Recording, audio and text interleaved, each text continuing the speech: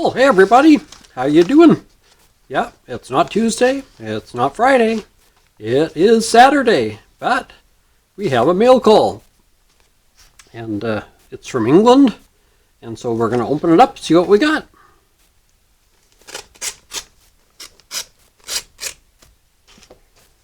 I already know who it's from, but let's open it up. And it says, with thanks from Andy, Jan, and Charlie. And there's even a little paw print. You can see that there.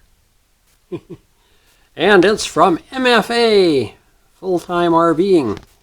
And if you aren't familiar with MFA's channel, it stands for Many Fun Adventures. Andy's a fantastic, well, so is Jan. They're both fantastic people. The end of last year, they moved out of their home. They sold their house and moved into a motorhome full-time.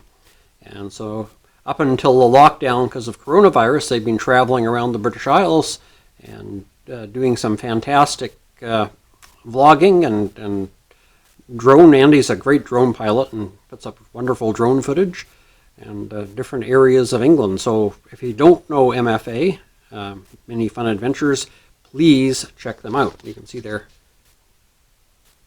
their sticker. You can see their motorhome in the middle. And so thank you, Andy, for the stickers. I sent some your way, which I believe you said you received. So that's great. I'll put these up on my friend board, or one of them up on the friend board. And the other one may go on my metal detecting bucket, but I haven't decided for sure yet. But we'll definitely put one on the friend board.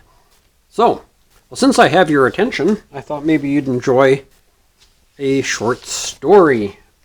So we're going to have a Saturday story time. Don't expect this every Saturday, though.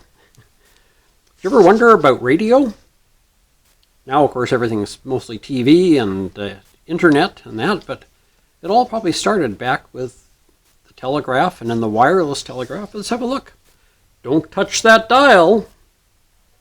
At the turn of the 20th century, no one could have imagined today's world of shock jocks, satellite radio, or streaming internet audio.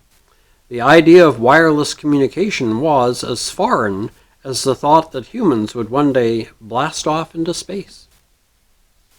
In the 1800s, discoveries by the German-born Heinrich Hertz and Scottishman James Clerk Maxwell set the stage for Marconi's notable invention, the wireless telegraph. Because the Italian's home country offered no support for his work, Marconi sought and received aid from the British government. Soon the dots and dashes of Morse code were spanning the English Channel via radio signals. In 1897, Marconi founded the Wireless Telegraph and Signal Company Limited. A few years later, Morse code for the letter S was sent from the shores of England and received in Newfoundland, Canada. Marconi's radio signal had traveled across the Atlantic Ocean. Enter Lee DeForest. Now, there's a name you probably aren't familiar with. You've heard of Edison, you've heard of Alexander Graham Bell, but have you heard of Lee DeForest? Let's have a look. Inventor Lee DeForest took wireless communications a step further. The brilliant DeForest labored with many types of wireless telegraphs in the 1900s, building some for Western Electric and the U.S. Navy. In 1906, he invented the Audion, a 3-element electron tube that amplified audio signals.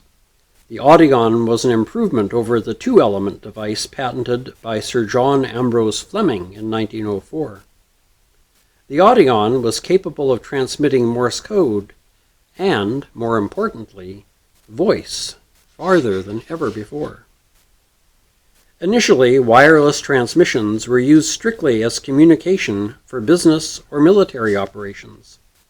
However, DeForest thought the new medium had a greater potential. From 1907 to 1912, he invited members of the press to listen at receiving sets during several demonstrations in which he broadcast opera performances. These broadcasts were done using arc radio telephones, which were less sophisticated but more popular than the Audion at the time. Still, they showed that the wireless system, which could have a much broader application than its inventors had previously thought. Moving down the dial. By 1913, DeForest had sold his patent for the Audion to AT&T, which used the device to boost voice signals across the continent. In 1916, the Audion tube became an essential part of commercial transmitters. DeForest's work was not limited to radio, however. In 1920, he developed the first sound-on-film process, called phonofilm, for the motion picture industry. He received Hollywood's highest award, an honorary Oscar, in 1959 for his pioneer invention which brought sound to the motion picture. His process is still used today for analog film audio. Some interesting facts. Some say the beginning of broadcasting was January 12, 1908. The USS Ohio had previously played music for its own troops, but on that date, the ship broadcast band tunes to nearby ships and even took requests from their sailors. Another interesting fact. Live from New York, in 1916, Lee DeForest became the first person to broadcast election results to an audience. From the High Bridge in New York, he shared the results of the Hughes-Wilson presidential election. And here's a quote. This is from David Sarnoff, American radio pioneer. 1921, he said this. "The wireless music box has no imaginable commercial value. Who would pay for a message sent to nobody in particular?" Well, I think that's one of those cases where, sort of like Bill Gates saying, no good computer program should require more than 64 bytes. You end up having to eat your words at some point. Well, hope you enjoyed that little story about the beginning of radio. Now you probably want to hear a groaner, because that's what usually comes next, right? Well, how about a short groaner? The husband and wife are driving along the road in their car. The husband's comfortable behind the wheel, and the wife's sitting over by the passenger door, and she's knitting. And every now and then she'll kind of look up. Well, suddenly there's this, and a convertible goes flying past them, with a young couple sitting in it. And the young man's driving, and the girl's sitting so close to him it almost looks like there's two people trying to drive the car. She's darn near in his lap. And the wife watches this for a minute, and then she sighs, and she goes, "Sweetheart, do you remember when we were like that?" And the husband doesn't budge, keeps his eyes on the road, and replies, "I haven't moved."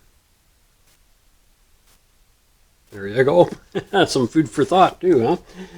Alrighty, we hope you enjoyed today's little video. It was totally unexpected, I know, but thank you, Andy, for the stickers. I'll put a photograph of your stickers up on the friend board. I still need to expand my friend board, so I'm putting pieces around the edges for now. But with the quarantine and that, I haven't made it to the dollar store to buy some more Bristol board. So as soon as the lockdown's over and I can get that done, then I'll put an extension on the board, and we can get these other stickers on officially. But for now, they'll sort of be tacked on around the edge. Alrighty, until Tuesday, when we're going to make banana blueberry muffins using Splenda. Take care, stay safe, and God bless.